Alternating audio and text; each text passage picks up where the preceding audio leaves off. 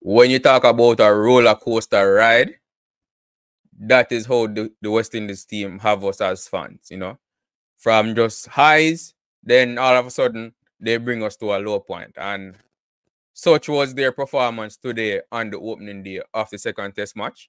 You know, we're gonna be talking about the match so far. A lot of wickets were taken on the opening day. Some brilliant performances by West Indian bowlers. Right, so we're going to be discussing it and also going over the details of the match so far. Right, so getting straight into it. West Indies, South Africa won the toss and they decided to bat first in the match. West Indies did make a change with Shamar Joseph coming in for Kemar Roach. You know, that was the only change. So West Indies did continue with both spinners, Gurakesh Moti and Jamil Warrikan.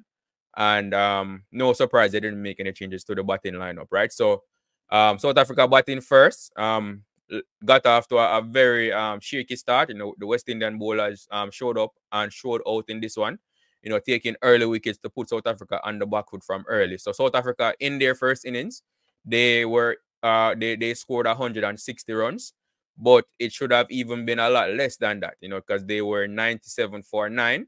And that last wicket pair put on a 60 something runs partnership to get them to that 160 total. So it was brilliant bowling by the West Indies until that last wicket, but nevertheless, you know, our bowlers did well. You know, I'm sure coming into this match, if you told us that we would bowl out South Africa for one would complain about that, right? So leading the way with the ball for us was the man of the moment, Shamar Joseph. You know, in his first match on West Indian soil for West Indies in his home country as well, leading the way, taking 5 for 33 in the South African innings. You know, brilliant bowling by Shamar. You know, the pitch, you know, was offering a bit of assistance, you know, movement off the seam, you know, in the air in some instances as well. But nevertheless, no matter how much assistance the pitch is offering, you know, the bowlers have to put the ball in the right areas to exploit that assistance that they're getting from the pitch. And Shamar did just that. You know, he troubled the batsmen from his very first over. You know, troubled them with the ball skidding on. You could see that they were a bit I would say they were rushed in playing some of their shots. You know, they look uncomfortable, you know, throughout their innings. And Shamar, you know, his accuracy was on point as well, right? So I think about 3 or 4 of the wickets that I think 3 or 4 of the wickets that he got were bowled, right? So that just goes to show how accurate he was bowling, right? So he took 5 for 33 from 14 overs. You know, also in the wicket, taking wickets as well was Jaden Seals, you know, who he continues his brilliant form, you know, with the ball this summer, you know, coming off the back of his England series and his performance in the first test match. Jaden Seals, again, he took 3 for 45 from 14 overs, you know, in this innings as well, right? So it was Seals and Shamar Joseph that did most of the damage. Shamar Joseph, however, towards the end of the South African innings, he did come off the field with either cramp or an apparent injury, again, kind of similar to what happened in England, right? But he bowled long spells, right? So I think he bowled a spell for which was like 7 overs in his opening spell, and then he came back and was in a spell of about 6 overs, right? So came off with cramps, and that kind of allowed the South African batsmen, the last pair, to score that much runs. But here comes the down part of the day now. The West Indies batsmen in reply. Jesus Christ. West Indies in reply are 97 for 7. You know, losing wickets like I don't even know what to say. But, you know, I will say, however, though, that, you know, upon seeing how the West Indian bowlers bowl and the assistance that the pitch was given to our fast bowlers, I'm not surprised that our batsmen also are struggling against the South African batting. You know, there's definitely something in this pitch, at least on the opening day. You know, there's definitely something in the pitch for the bowlers, and the South African bowlers are also taking advantage of that, right? Both putting the ball in the right areas and letting the ball do what it does. And so far, you know, they have been successful at it as well. You know, but so scores for the West Indies in the match so far, right? So Kraig Brathwaite, he got out for 3. Mikhail Louis got a brilliant ball from Nanjir Berger, so he didn't score any runs. Casey Carty looked good while he was at the crease. He made 26, right? Athenius, he got out for 1. Hodge, he hit a 4, then got out.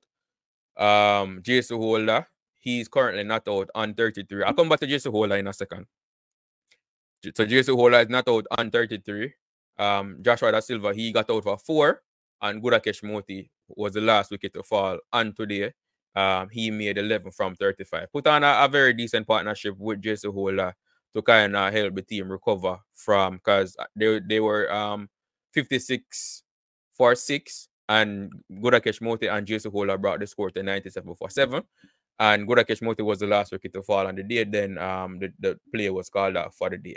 Right. So as you can tell, not much contribution from our batters, but I must give the South African bowlers credit as well for putting the ball in the right areas and making full use of the assistance that the pitch is offering to the bowlers. Right. But coming back to Jason Holder now, Jason Holder again, in this inning so far, he's showing how valuable he can be to this team, using both his experience and his batting, him batting in that number 6 position. I know a lot of folks don't want to see him in the team, but most of the time when they criticize Jason Holder, it's for his bowling, right? And I keep saying Jason Holder is in the team as a all-rounder. He's not just in the team for his bowling, he's in the team as an all-rounder. So the team values his batting as well. And as we saw in the second innings of the first test match, where him and Athenius, pretty much secured that draw for the team. We're seeing it here again, where he's held the innings together so far, being the top scorer, and going into the second day, I'm sure us as fans are hoping that he can remain at the crease and bat with the remaining lower order batsmen and get us close to the South African score of 160, if not pass it, right? So Jason Holder again proving his value to this team. Experience definitely come in handy, and just hoping that he can continue come out tomorrow and be focused and not just get a start like he has now. He has 33, so hopefully he can convert this to something substantial for the team, and get us in a winning position in this match, right? This match, based on how this pitch is playing, there will definitely be a result in this match, right? And so hopefully the West Indies coming out tomorrow, they are able to get a lead or get as close as possible to the South African total, right? So if they are not able to get the lead, because like I said, the pitch is offering assistance to the bowlers, so it won't be easy. But if they can get the trail South Africa by less than 30 runs, going into South Africa's second innings, with the amount of assistance that this pitch is offering, then I think they are in the game, right?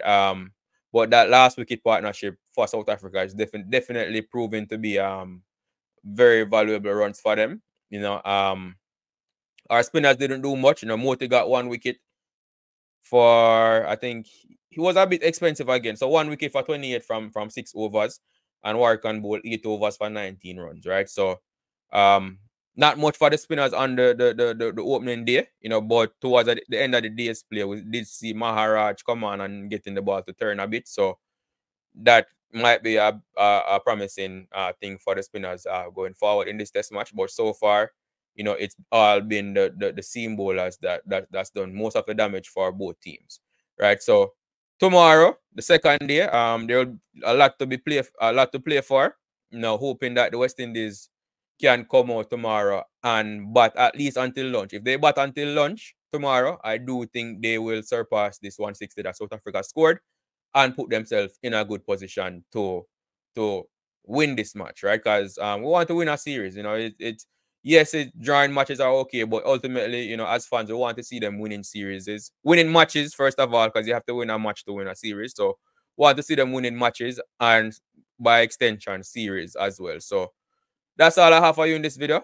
So far, viewers and subscribers, as always, thank you for tuning in. Do remember to like the video, See your thoughts in the comment section and subscribe to the channel if you haven't done so as yet.